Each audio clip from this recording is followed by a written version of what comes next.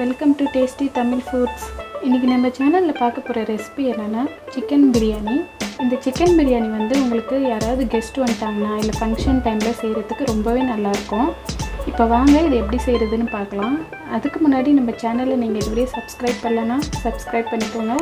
அப்படியே பக்கத்தில் உள்ள பெல் பட்டனையும் கிளிக் பண்ணிக்கோங்க.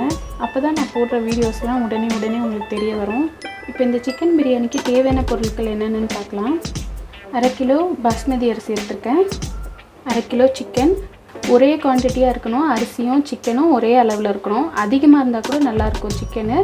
அதிகமாக இல்லைன்னா சேம் குவான்டிட்டி எடுத்துக்கோங்க. 1/2 கிலோ அரிசிக்கு 1/2 கிலோ சிக்கன், 2 சின்ன சைஸ் பட்டை, 4 கிராம்பு, 2 ஏலக்காய், 1 பிரியாணி இலை, மஞ்சத்தூள் 1/2 டீஸ்பூன், மிளகாய்த்தூள் 2 டீஸ்பூன், 2 பெரிய சைஸ் வெங்காயம், அதை வந்து இந்த மாதிரி மெலிசாக ஸ்லைஸ் போட்டு வச்சுக்கோங்க. 2 சின்ன சைஸ் தக்காளி. இது பிரியாணிக்கு வந்து வெங்காயத்தோட தக்காளி குவான்டிட்டி கம்மியாக இருக்கணும். 2 பெரிய சைஸ் வெங்காயத்துக்கு 2 சின்ன சைஸ் தக்காளி எடுத்துக்கிட்டேன். உங்களுக்கு தக்காளி பெருசாக இருந்தால் 1 எடுத்துக்கோங்க. நெய் 2 டீஸ்பூன்,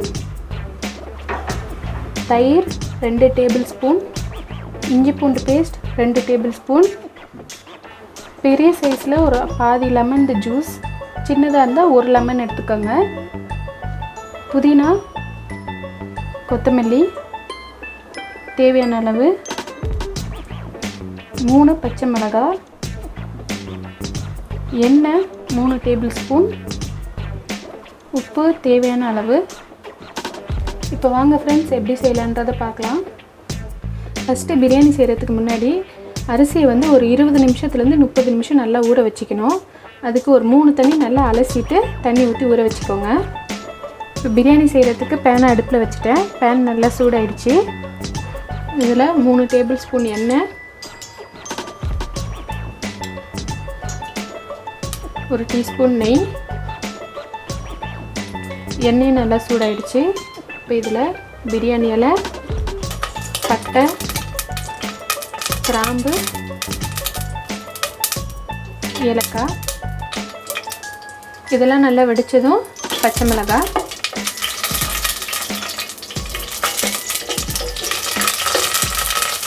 நம்ம வெட்டி வச்சுருக்க வெங்காயம். வெங்காயத்தை சேர்த்துட்டு வெங்காயம் வந்து நல்லா கலர் மாறணும், நல்லா ப்ரௌன் ஆகணும். அது வரையும் நல்லா வதக்கிக்கலாம். பாருங்கள், வெங்காயம் நல்லா இந்த அளவுக்கு நல்லா கலர் மாறணும், இந்த அளவுக்கு நல்லா ப்ரௌன் ஆகணும். இந்த மாதிரி வர வரையே வதக்கிக்கோங்க நல்லா. இப்போ இதில் இஞ்சி பூண்டு பேஸ்ட்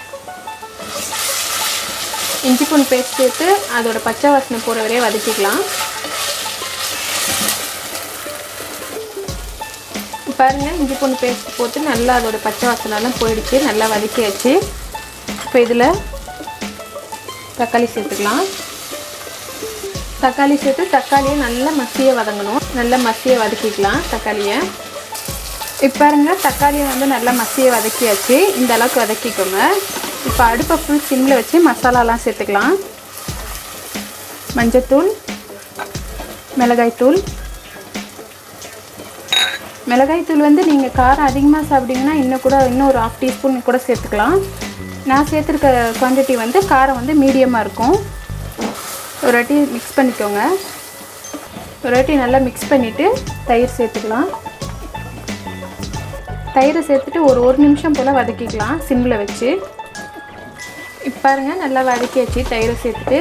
இப்போ இதில் நம்ம சிக்கன் சேர்த்துக்கலாம்.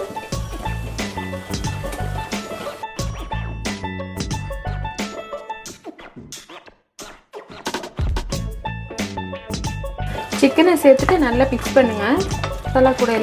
மசாலா கூட நல்லா சேரணும் எல்லா பீஸும். இப்போ பாருங்கள், நல்லா மிக்ஸ் பண்ணியாச்சு. இப்போ தண்ணி எதுவுமே சேர்க்க வேண்டாம், ஏன்னா சிக்கனே கொஞ்சம் தண்ணி விடும். அந்த தண்ணியிலே வெந்தால் போதும். இப்போ சிக்கனை வேக வச்சுக்கலாம். ஒரு 5லேருந்து 8 நிமிஷத்துக்கு அடுப்பை மீடியம் ஹீட்டில் வச்சு மூடி போட்டு வேக வச்சுக்கலாம். சிக்கன் வேகட்டும்.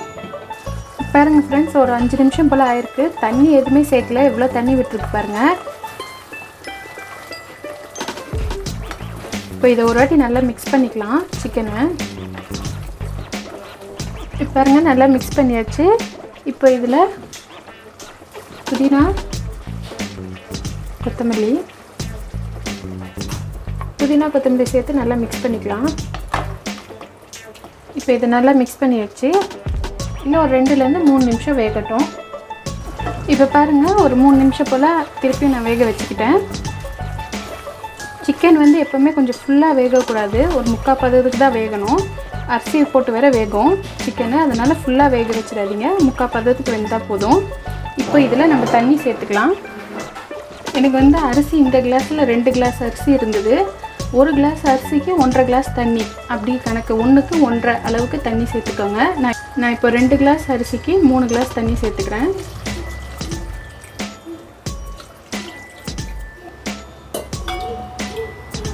இப்போது தேவையான அளவு உப்பு சேர்த்துக்கலாம். நல்லா மிக்ஸ் பண்ணிக்கோங்க. இப்போ நல்லா அடுப்பை ஃபாஸ்ட்டாக வச்சு ஒரு கொதி வரட்டும். நல்லா கொதிக்கணும் தண்ணி. நல்லா கொதிச்சிட்ட பிறகு தான் அரிசி போடணும். அதனால் இப்போ நல்லா கொதிக்கட்டும் தண்ணி. இப்போ பாருங்கள், தண்ணி நல்லா கொதி வந்துடுச்சு. உப்பு காரம்லாம் செக் பண்ணுறது வந்து இந்த ஸ்டேஜில் பார்த்துக்கோங்க.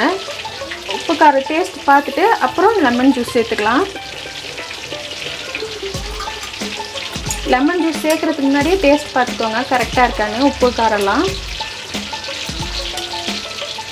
லெமன் ஜூஸ் சேர்த்துட்டு நல்லா கலந்துட்டு இப்போ அடுப்பை சிம்மில் வச்சுக்கோங்க. சிம்மில் வச்சுட்டு நம்ம அரிசி சேர்த்துக்கலாம். அரிசியில் உள்ள தண்ணியை நல்லா ஃபுல்லாக எடுத்துட்டு அப்புறம் சேருங்க. கொஞ்சம் கூட தண்ணி இருக்கக்கூடாது, அரிசியில் ஃபுல்லாக ட்ரையாக இருக்கணும்.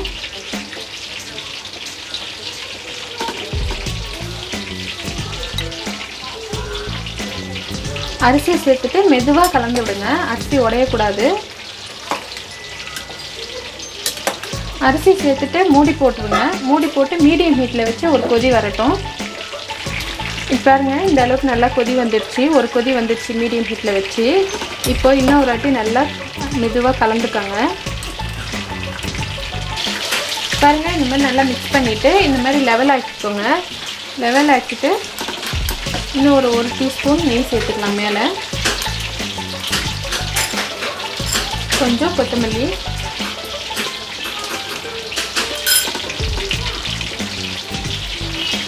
சேர்த்துட்டு நம்ம வந்து இப்போ தம்மில் போட்டுடலாம். உங்கள் வீட்லேயே சின்ன அடுப்பு இருக்கும் இல்லையா, அதில் வச்சுட்டு ஃபுல் சிம்மில் வச்சுக்கோங்க. அடுப்பை ஃபுல் சிம்மில் வச்சு இந்த மாதிரி டைட்டான மூடி, கொஞ்சம் கூட காற்று வெளியே போகக்கூடாது, அந்த மாதிரி டைட்டான மூடி போட்டு ஒரு 5லேருந்து 8 நிமிஷத்துக்கு நம்ம தம்மில் வச்சுக்கலாம். இந்த மாதிரி டைட்டான மூடி இல்லைன்னா இது மூடி போட்டுட்டு மேலே ஒரு பெரிய பாத்திரத்தில் ஃபுல்லாக தண்ணி வச்சுடுங்க. மேலே தண்ணி வச்சுட்டு தம்மில் வச்சுக்கோங்க. இப்போ இது ஒரு 8 நிமிஷத்துக்கு அப்படியே தம்மில் இருக்கட்டும் ஃபுல் சிம்மில். இப்போ பாருங்கள், ஒரு 8 நிமிஷம் போல் நான் தம்மில் வச்சுட்டேன் சிம்மில் வச்சு. இப்போ நான் வெறும் ஸ்டவ்வை மட்டும் ஆஃப் பண்ணுறேன். இப்போதைக்கு திறக்க வேண்டாம். இன்னும் ஒரு 8லேருந்து ஒரு 10 நிமிஷம் அப்படியே இருக்கணும். மேலே வெயிட்டாக வச்சுருந்தீங்கன்னா கூட, மேலே தண்ணி வெயிட் வச்சுருந்தீங்கன்னா கூட எடுக்காதீங்க. தண்ணி அப்படியே இருக்கணும் ஒரு 8லேருந்து 10 நிமிஷத்துக்கு. இப்போ அப்படியே இருக்கட்டும். இப்போ பாருங்கள், ஒரு 10 நிமிஷம் போல் நான் அப்படியே வச்சுருந்தேன். இப்போ திறக்கிறேன். இப்போ வந்து மெதுவாக மிக்ஸ் பண்ணுங்கள். ரைஸ் வந்து உடஞ்சிடக்கூடாது. மெதுவாக மிக்ஸ் பண்ணுங்கள்.